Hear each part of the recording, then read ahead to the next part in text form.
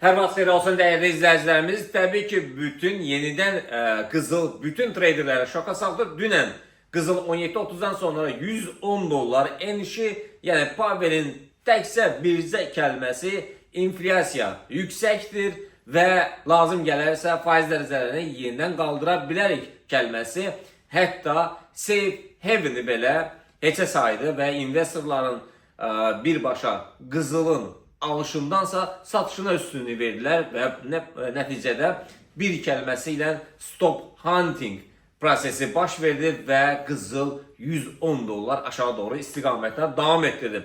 Bəli, biz bunu keçən həftənin 4-cü günü gözləyirdik, 4-cü və 5-ci günləri bu həftənin 4-cü günü baş verdi. Yəni yenidən nə olacaq, istiqamət devam edəcəkmi, etməyəcəkmi sualına gəldi isə bu haqda söhbət açaraq ətraflı YouTube kanalına baxın və Kızıl dünən 55 dolar qalxandan sonra 115 dolar dəyər itirdi. Dediğimiz kimi Powell'in bir kəlməsi ilə stop hunting prosesi baş verdi və əməliyyatı uğurla 110 dolara nəticə verdi. Yəni aşağıdakı hədəflər bu gedişlə aşağıdakı hədəflər, yəni stop hunting davam etsə və investorlar safe haven yəni prosesindən uzaqlaşdılar. Yəni yönəlməsələr yenidən Qızıla, Qızıl yenidən sürətlə aşağı doğru istiqamətinə 3929, 3870, 3827, 3755 və 3660'lara kimi enməsi gözlənilir və bunların hər biri bir dəstək xəttidir. Bu nöqtələrdən qayıda bilər.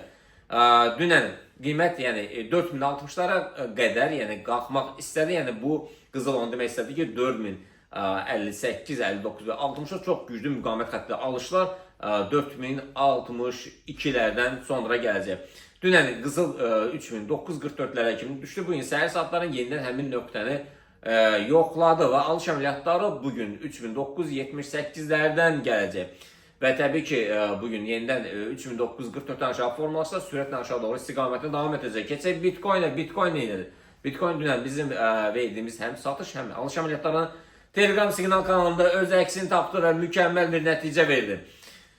Və nəzərinə çatdırım ki, Bitcoin bugün 123.700'den sonra yenidən 121.700'den sonra alışlar, 128'lerden sonra satışlar olacaq. Crude oil'e gəldidə isə Crude oil 66.90'dan yüksəkdə qala bilmədi və yenidən aşağı doğru istiqamətdən davam etdirdi. Və bu dəfə 65 onlardan aşağı qalsa yenidən sürətlə aşağı doğru istiqamətdən devam edir. Alışlar günün ikinci yarısından sonra euro dolar, funt dolar sürətlə aşağı doğru istiqamətlə devam etdirdi və biz geçen gün support xətlərini, aşağıdakı dəstək xətlərini, hədəfləri müəyyən etmişik. Həmin hədəflər doğru istiqamət aldı. Bugün euro dolarda alışlar 1.15800'lər və satışlar 1.55-15-55'lərdən gələcək.